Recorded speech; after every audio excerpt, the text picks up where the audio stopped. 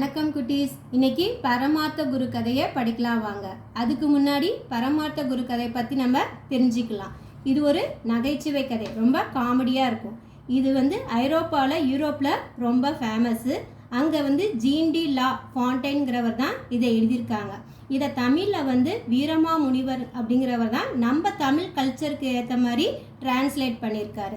இது ரொம்ப காமெடியான கதை. இது சின்னவங்க முதல் பெரியவங்க வரை எல்லாருமே விரும்பி படிக்கிற கதை. இதை இன்னைக்கு நம்ம படிக்கலாம் வாங்க.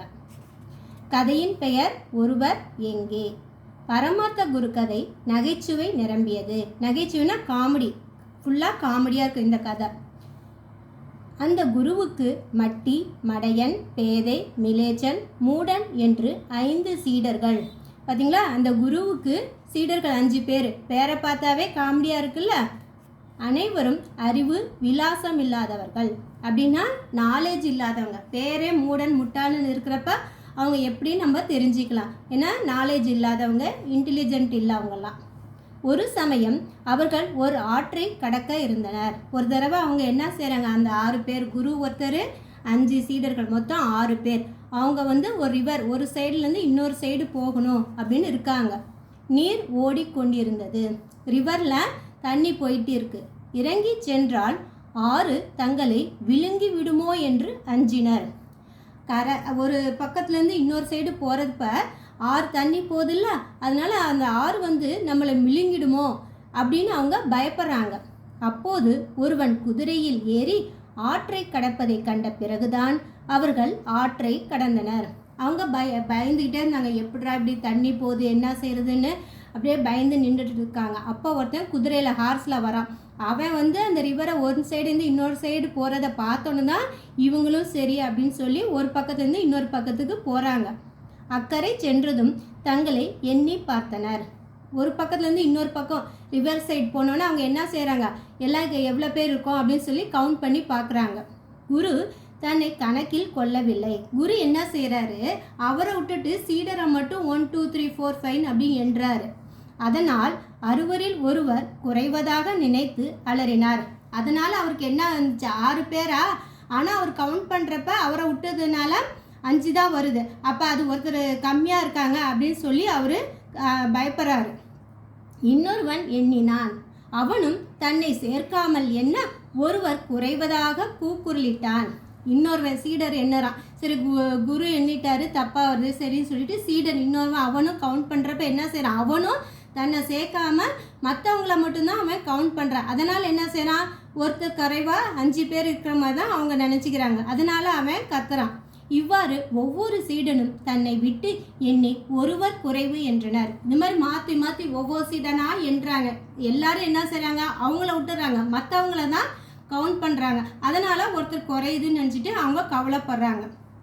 குரு ஆத்திரத்துடன், ஆரே, குருவான என்னை கண்டு மக்கள் தலை வணங்குகின்றனர். உடனே குருவுக்கு ஆத்திரம் வருது. கோபமாக சொல்கிறாரு, ஆத்த பார்த்து, எல்லாரும் என்ன குருவா என்ன மதிஞ்சு தலை வணங்குகிறாங்க, மதிக்கிறாங்க. என்ன என்னுடைய சீடர்களில் ஒருவனை விழுங்கி எண்ணி நல்ல கதி அடைய மாட்டாய். அக்னியால் சுட்டெரிக்கப்பட்டு நீர் வற்றி போக கடவா என்று சாபமிட்டார். அவருக்கு கோபம் வந்துருச்சு. ஒருத்தனை விழுங்கிட்ட நீயே, அதனால நீ என்ன என்ன ஆக தெரியுமா அப்படின்னு சொல்லி, அக்னினா நெருப்பு, நெருப்புனால அந்த சுடரால் நீ எரிக்கப்பட்டு தண்ணிலாம் வத்தி போகும், ஆவியாக போயிடும், ரிவரில் நீரே இருக்காது அப்படின்னு அவர் சாபமிடுறாரு. பிறகு காணாமல் போனவனை நினைத்து அழத் தொடங்கினார். பிறகு என்ன செய்கிறார், ஒருத்தன் காணா போயிட்டான்ல, அவனை நினைச்சு அழுகுறாங்க. அந்த பக்கம் அந்த வழிப்போக்கன் விசாரிக்க 6 தங்களில் ஒருவனை விழுங்கி விட்டதாக கூறினர். அந்த பக்கம் ஒரு வழிப்போக்கன்னா டிராவலர் வரான். அவன் வரான். அந்த பக்கம் ஒருத்தர் வரப்ப இங்கே 6 பேரை அழுதுட்டு இருக்கப்ப அவன் கேட்குறான், என்னங்க இப்படி அழுதுட்டு இருக்கீங்க, என்ன விஷயம் அப்படின்னு அவன் கேட்குறான். அவங்க சொல்கிறாங்க, ரிவர் எங்களில் ஒருத்தனை விழுங்கிடுச்சு அப்படின்னு அவங்க பதில் சொல்கிறாங்க. அவன் உண்மையை அறிந்து கொண்டான். அவனுக்கு என்ன உண்மை, ட்ரூ அப்படின்னு புரிஞ்சிக்கிறான். 6 பேர் இருக்காங்க, இவங்க தப்பாக எண்ணிக்கிறாங்க அப்படிங்கிறத அவன் நல்லா புரிஞ்சிக்கிறான். அவனை மந்திர சக்தியால் வரவழைத்து கொடுக்கிறேன், என்ன சன்மானம் கொடுப்பீர்கள் என்றான். அவன் என்ன சொல்கிறான், எனக்கு ஒரு மேஜிக் பவருக்கு, அதால் காணாமல் போனவனை நான் கொண்டு வரவழைக்கிறேன், நீங்கள் எனக்கு என்ன பரிசு பரிசு தருவீங்க? சன்மானம்னா பரிசு, gift என்ன கொடுப்பீங்க எனக்கு? அவனை கண்டுபிடிச்சி நான் கொடுக்குறேன், அதுக்கு பதிலாக நீங்கள் என்ன எனக்கு கொடுப்பீங்க அப்படின்னு கேட்குறான். குரு, வழி செலவுக்கு கொஞ்சம் வைத்திருக்கிறேன், அதை கொடுக்கிறேன் என்றார். குரு என்ன சொல்கிறாரு? போகிறப்ப செலவுக்குன்னு நான் கொஞ்சம் பணம் வச்சுருக்கேன், அதை நான் உங்களுக்கு கொடுக்குறேன் அப்படின்னு சொல்கிறாரு.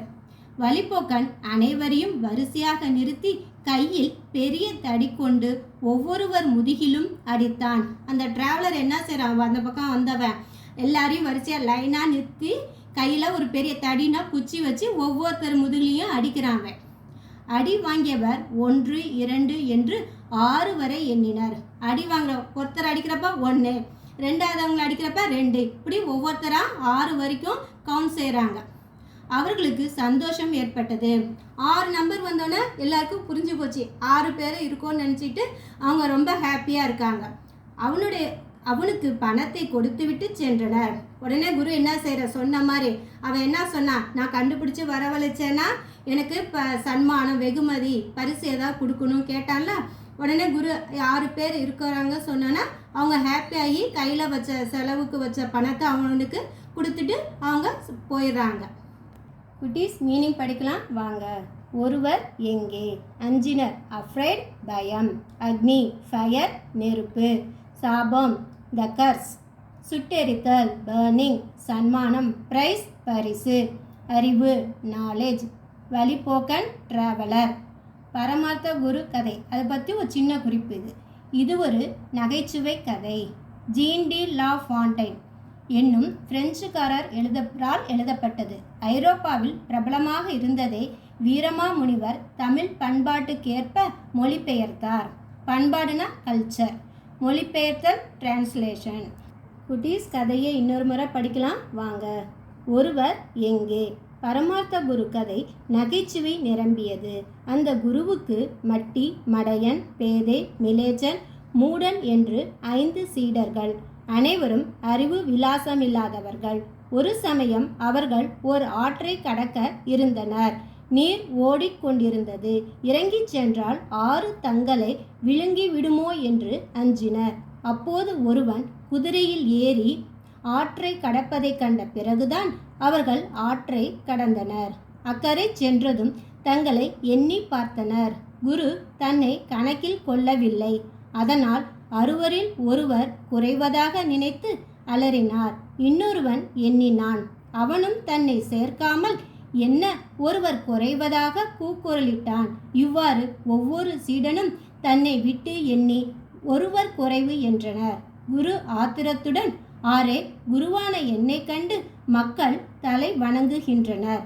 என்னுடைய சீடர்களில் ஒருவனை விழுங்கிய நீ நல்ல கதி அடைய மாட்டாய். அக்னியால் சுட்டெரிக்கப்பட்டு நீர் வற்றி போக கடவா என்று சாபமிட்டார்.